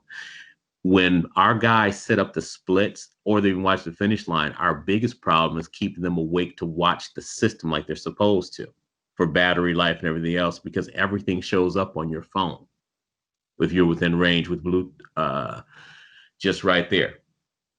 I want to show you guys just the preparation and what you need to do for a large scale event. Excuse me right here. I'm going to go to this.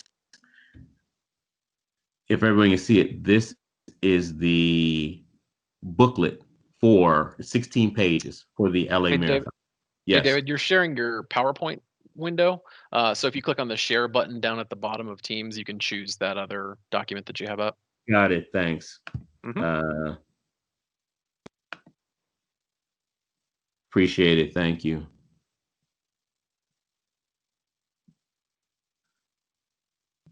Give me a moment, everyone.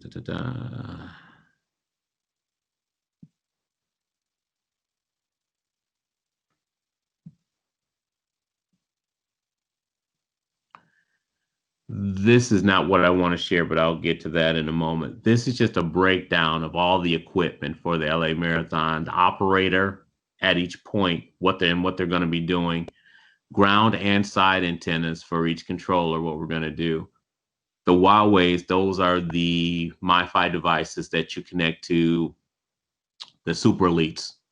How many maps are going to be used, how they're set up, multiple lines, and the toolkits with all the equipment. It just goes through the backups, everything that you need, trash bags in case it rains, notebooks, because we tell people as they cross each split, they need to let us know what's going on, different car batteries, generators that we have. So you get the gist of basically, you don't think of it as one event, you think of it as 16 smaller events with finish line, and everybody who's going to their point should treat it like they're going to be scoring that race right there, and let the main timer in the timing area trailer know what's going on before you change or do anything. Plus, we can look at it through reader crowd and see what's going on. And if something's bad and they're not paying attention, you can contact, for example, at the 10K, if you see you lost a connection or something's not working right, you can contact Kenny right away and say, hey, Kenny, what's going on? Why aren't you paying attention?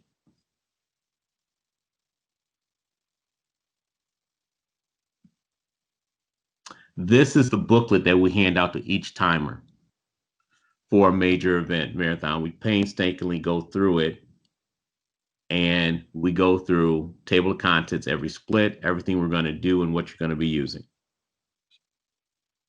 Yeah, we're still looking at the Excel sheet you have open. Yeah, I got to do it again. Sorry about that. Thanks.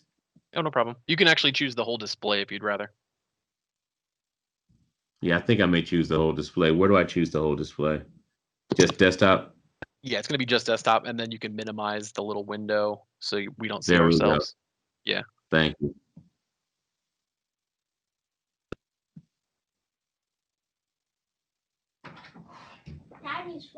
Okay, go ahead. You can play with. Go ahead. As my little boy asked me, can I play with my iPad now? It's 4 o'clock. Just a minute.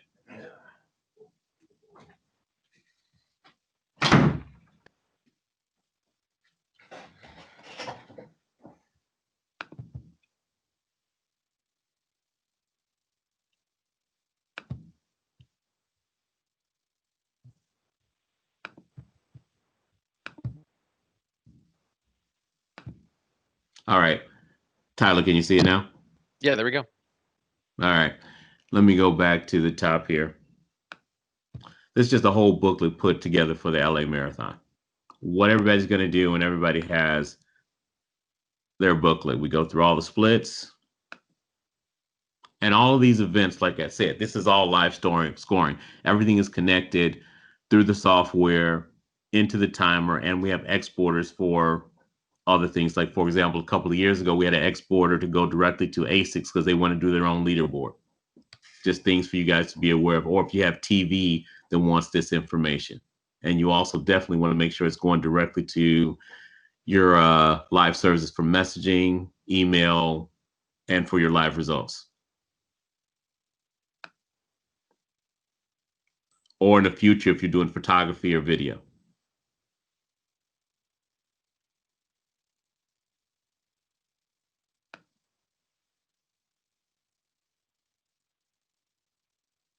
And I'm just going to go through, I'm not going to stay through those, and you get the idea.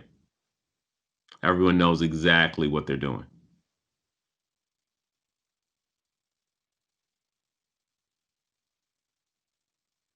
And everyone knows how to contact who's going to be at each location.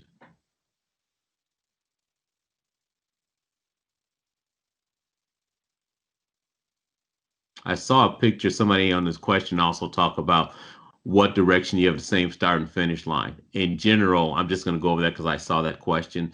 You have the same start and finish line. What we've generally done with UHF systems, even, whether it's IPICO or any of the other ones, when they're starting, they're right here on the line, and the chances of them kicking the flap up is slim to none. So they're all standing on it. And they're going a lot slower than running. So you set the start going this way, and if the finish is coming that way, that's where you can have the hinges so they can kick it down when they're finishing. To answer your question, if it's a loop course, then it's really not a problem. You can just have it that way. It's only if they're going to start, and the start is going to be going a different direction than where they're finishing.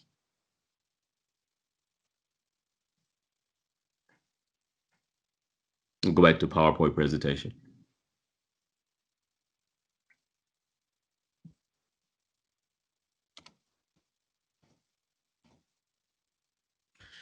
I want to talk to a lot of you guys, and I've heard Sloan and Dave and guys talk, I hear a lot from my IPICO timers where we're not really looking at the larger events. We're looking to do this, or we're going to use a cannon to swat a fly. And I'm just going to tell you, don't sell yourself short.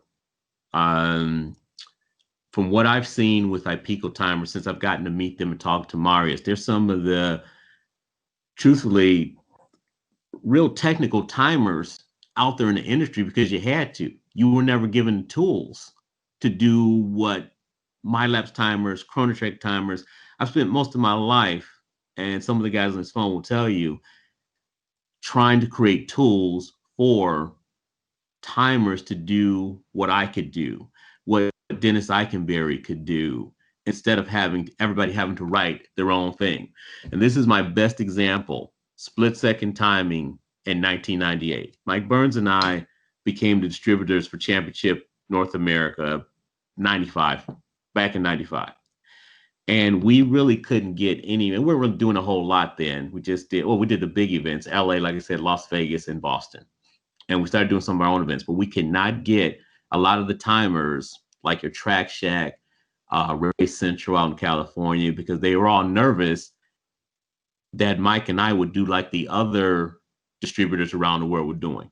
Back then, if you were in Norway, United Kingdom, Championship was giving little fiefdoms out.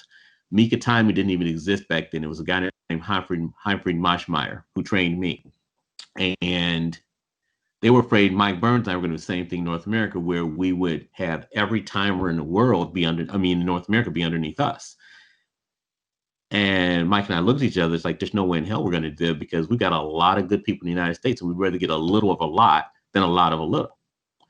So, but we couldn't get it across to everybody. They kept thinking, oh God, I don't want David Sims showing up at my event with my race. So we had this guy named Rick Stern from Florida, South Florida, show up at a cycling event in Helen, Georgia. He bought 5 systems right on the spot. Back then, systems were $20,000 a pop. At the door with exchange rates, you're probably looking at $28,000. He invested in it.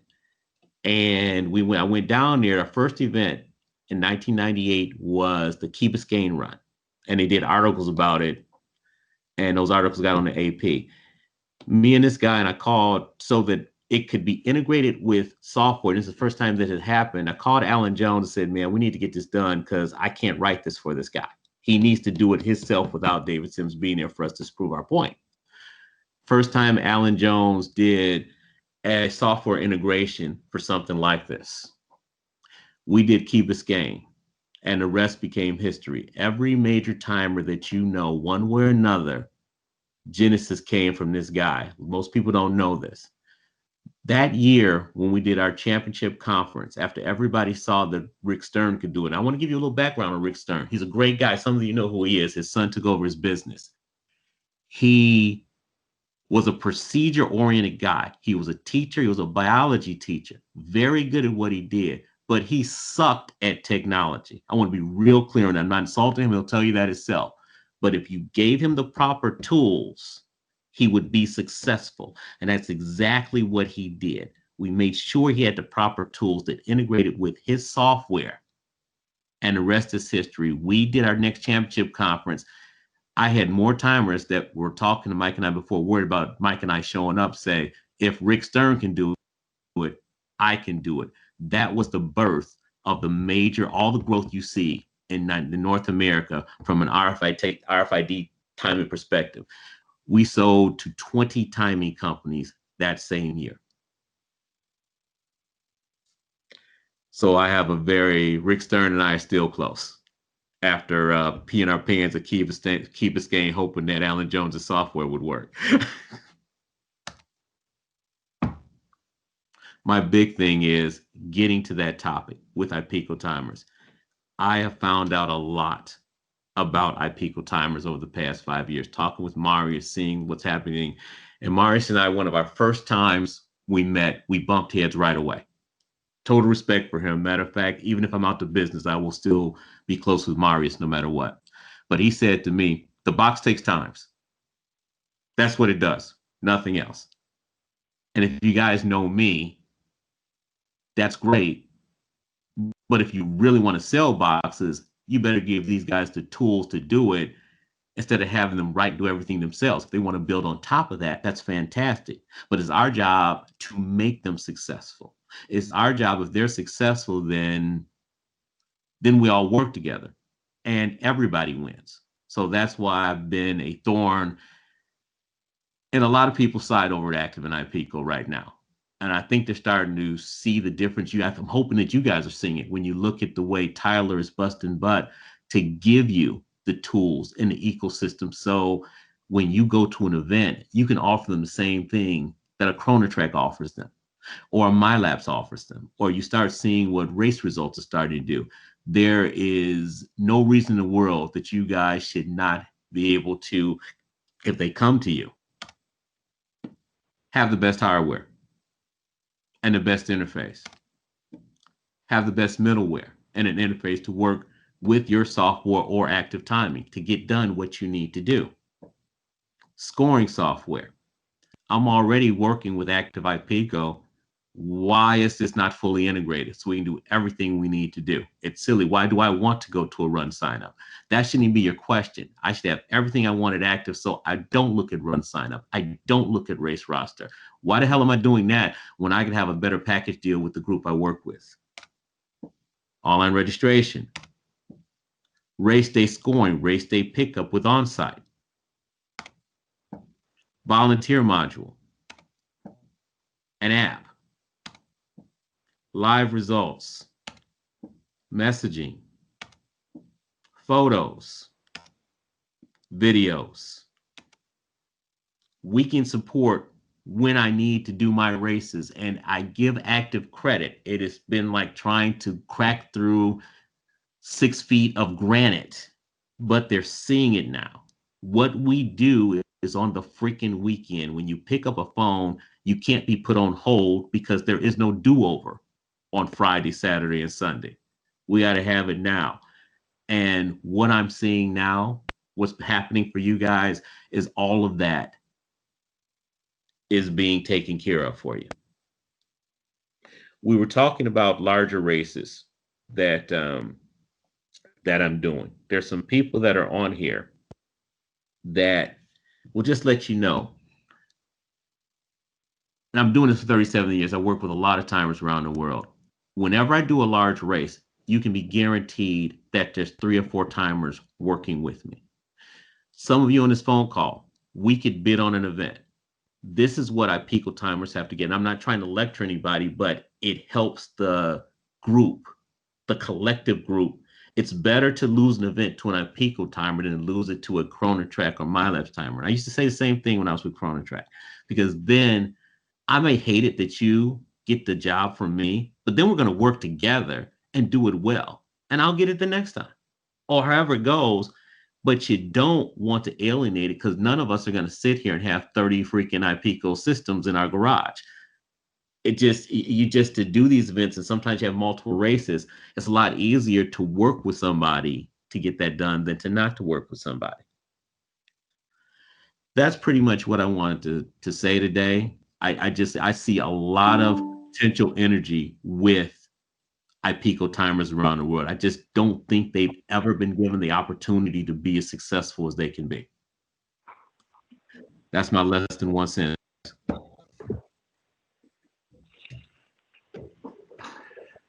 Thank you, David. That's great stuff. And I mean, obviously, the collective is greater than the individuals, for sure. I mean, if we can all work together and kind of help and brother-in-law in and out and around races and share business and stuff like that, that's going to be better for everyone.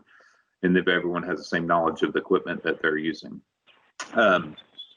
Now we have time for the Q&A. I just wanted to open it up for the first question here shortly, but if you have a question, there's the raise your hand feature. You can click on the raise your hand and we'll get to everything and everyone in the order that they raise their hand and try to get to as many questions as we can. But a couple of questions that Marius, if you're on or can respond to, there was a question about as far as a side antenna, using kind of your standard ground antenna as a side antenna. What's the difference between that and the universal antenna that we have that is specifically designed for those purposes? Yes. Whoa. Let me just switch off. Well, sound like Lou Gehrig. One second.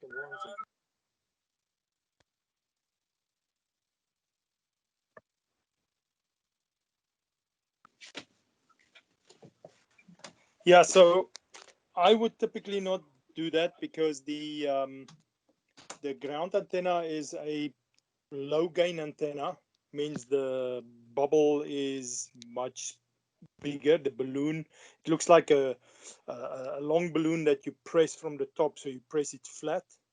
So it's a low gain antenna, and it's not going to give you that reach where the side antenna was built with a little bit more high gain, so you can reach over. If I say reach over the road, so if you look at that race or that photo that was done in San Francisco, I mean the road is about 8 meters wide, and we would still be able to read people on that side. So it was built for that, and it's circular polarized. Where with the linear polarized ground antenna, it doesn't have clamps to put on to a tripod. Look, you can lick and stick everything. You can even I have a saying, you can break your finger in a place if you really want to, but I would not propose that, because if you mount that antenna incorrectly, you're going to put a lot of strain on that connection on the cable. You're not going to have the read reliability that you have with the universal antenna. Thanks, Marius. Does someone else have a question at this time they'd like to ask?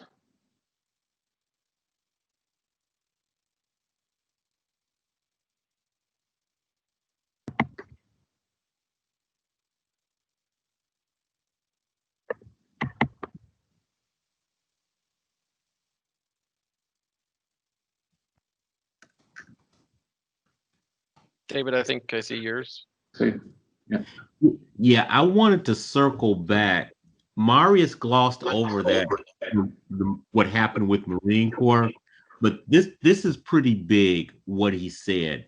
And most of these large races, whether you're using, dirty little secret, we're all timers here, but when you do a marathon as large, as Marius said, it's UHF, sweat, different things happen to that tag. And we've known this since 2005, when you're putting on your chest. The tags have gotten better, but that sweat, just different things happen. The announcer mat has become a filler for a lot of big races to fill in if you miss somebody at your backup and primary finish line. And I don't care whether you're my laps, race results, any of them, it just happened. We just try to minimize that. Most of the time, you're going to get really solid results with IPICO, with Chronotrack, and with my laps. Race results get a little better right now. But what I wanted to say, IPICO does, when it's set up and it's there working, it's going to read better than all of them. I have been involved with Marine Corps Marathon for over 20 years. There was never a Marine Corps Marathon race like that. Even in the rain, we've taken as many as 80 times from the announcer mat to fill in misses that we had at the finish line. 30 is just unbelievable. And I'll give you a better example, Broad Street, where we had 40,000 finishing that hot 10 miler. I brought in 17 times from the announcer that I missed. This system reads his ass off, as they say, when you get it done. Also, when you guys look at side antennas, we're talking about those. This has been the danger since the first side antenna that was created with Chronotrack. You should not use it at a finish, but we can't stop you. But just understand the risk. If just somebody, because I used to always love the idea of having a side antenna at the finish line that would work really well. If somebody trips over that side antenna, it's done. That's one thing if you miss a few people at a split. But if you're at a finish line and somebody, we all know runners that throw up and lose control at a finish line. They knock that side antenna off. You're not timing right then. You're just not going to get those people more than likely.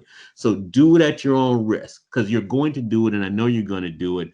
Just be careful and understand what you're getting into if you just decide to use, because you don't have enough equipment to use a side antenna at a finish line. And you'll hear these stories from New York road runners, and this is something that's never told to anybody. New York City does a lot of matless splits. No one knows, very few people pay attention to it. The New York City Marathon puts 2 tags on every one of their 60,000 runners. Double tagging it is definitely going to make a side antenna on each side read more of the tags. Don't expect to get that 99.8 with just one tag at a dense split. That's why they have such high reads. They literally for the whole race. And that's why their matless splits work so well at 16 meters apart and 8 meters apart.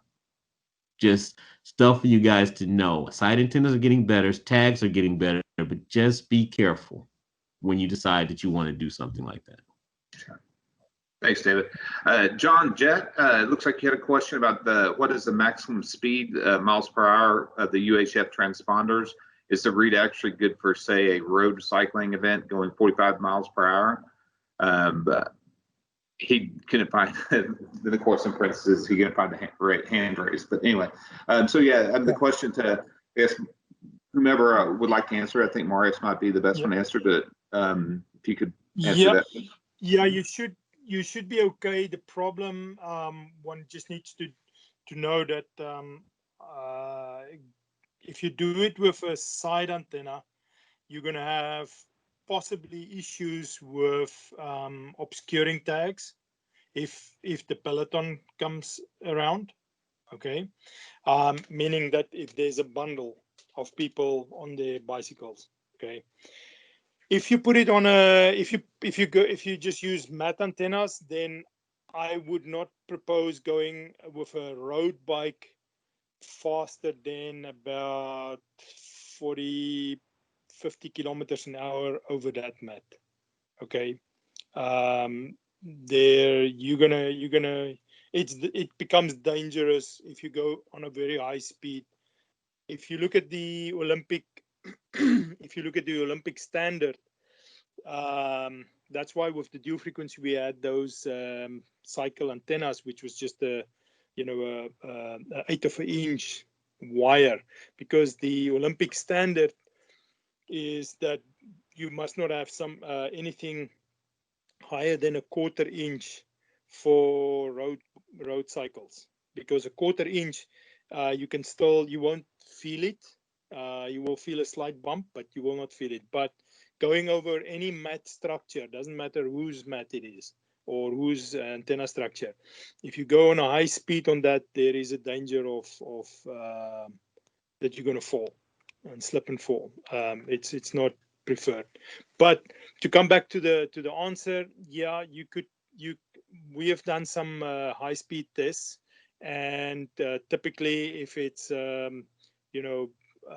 5 or 10 tags, you can typically get to the 70 kilometer an hour easily with the current settings. There is ways to make it much faster, but in the current setup and so on, it's about 70 kilometers an hour. Okay. So going through here, Scott, did you get your question answered about the side antennas on start finish?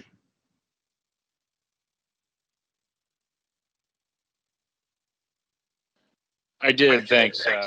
It makes sense not to rely on that for finish line. Appreciate it. Good. Mario. Okay, Mario time. Looks like.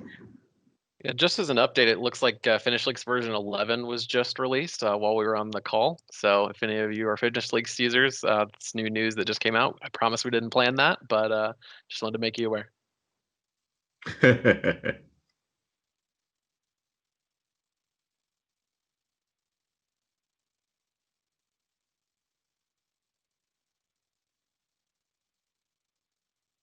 Are there any questions that have been, I was on mute. Any questions have been asked that have been addressed yet?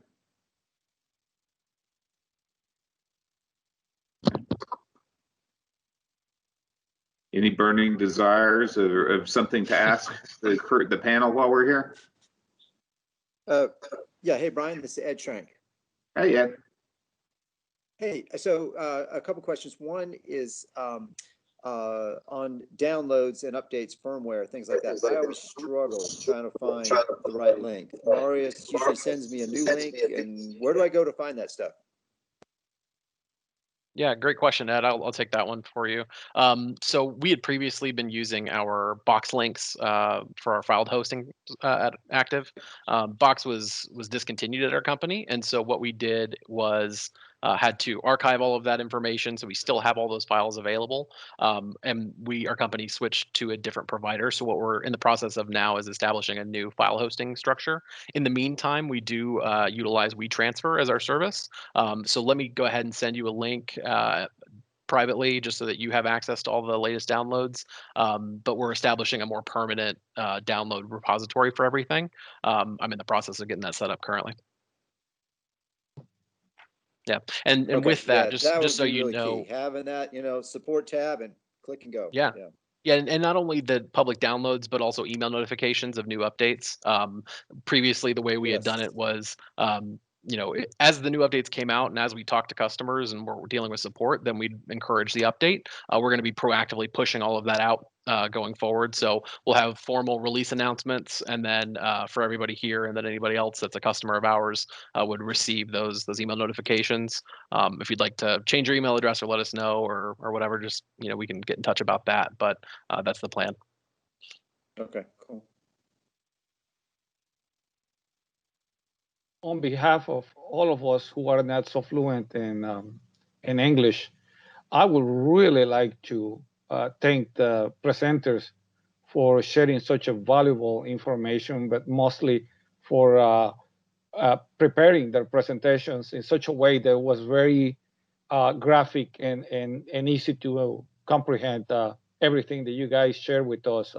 Really, really thank you. And I hope we have in the future the opportunity to have you again and other people who, as you, also have experiences in timing so many different events and all of that to share with us wherever you can. But really, thank you a lot for what you did today.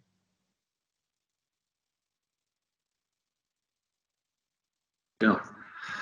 Well, I'd like to take this opportunity to thank everyone for joining us. I hope you gleaned some information off of this conference. We will be look for an update. We will be doing a software-based conference here in the near future. So please be on the lookout for that. And since in this virtual environment, we can't buy you lunch or anything like that, everybody that was attending today will get an extra 5% off of their next order, regardless of what that order is. So make sure we have a list of everybody, but make sure you remind us next time you make an order for whenever it is, whether it's now or whether it's next year. you'll get an extra 5% for joining us today. Hold on, I need to translate that. This is important to us. Okay. Para quienes no puedan entender el mensaje rápido, Brian estaba disculpándose porque en esta ocasión no pudimos invitar a comer a nadie de los participantes, pero por lo menos en la próxima compra que realicen, de lo que sea, no importa si es equipo o chips o repuestos, lo que sea, van a recibir 5% de descuento en su próxima compra a todos los participantes en esta conferencia. Así que muchas gracias, Brian, thank you for talking to the people up and the big offices to offer this to our clients. You're welcome. De nada. Ann had a quick question about, will 5G affect connectivity of our 3G and 4G devices? Is Tyler or Marius or some have an answer to that? Not at the moment. We should still be okay. Obviously, even if 5G, we looked at another project of ours where we actually started to look at 5G to implement that also on the readers. So, but as I said, the magic of this reader is that it can communicate to a third-party device via that Ethernet. So if we even have to go up to 5G at one point, we could do that, but we don't see any interference from 5G at this point in time. Yeah, that's correct. And I've looked at that across millimeter wave all the way to ultra wideband. So there's different kinds of 5G, and there's not really an overlap in terms of the legacy bands, and so there shouldn't be any conflict there.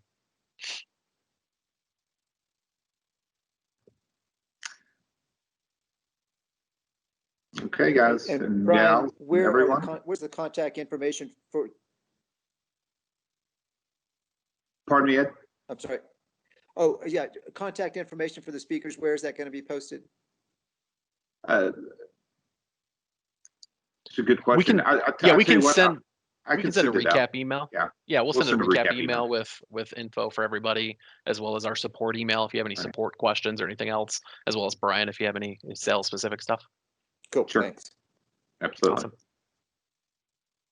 Alrighty, well, thanks so much for joining us, everybody, and look forward to seeing you next time when we do this on more of a software-specific topic. Thank you, everyone. Thanks, everyone. Thank you very much. Chao, chao. Bye. Chao. Saludos a todos. Hasta la próxima. Chao. Adios. Adiós. Hasta la vista. Thank you. Very good conference. Hasta la Gracias. vista. Hasta la vista.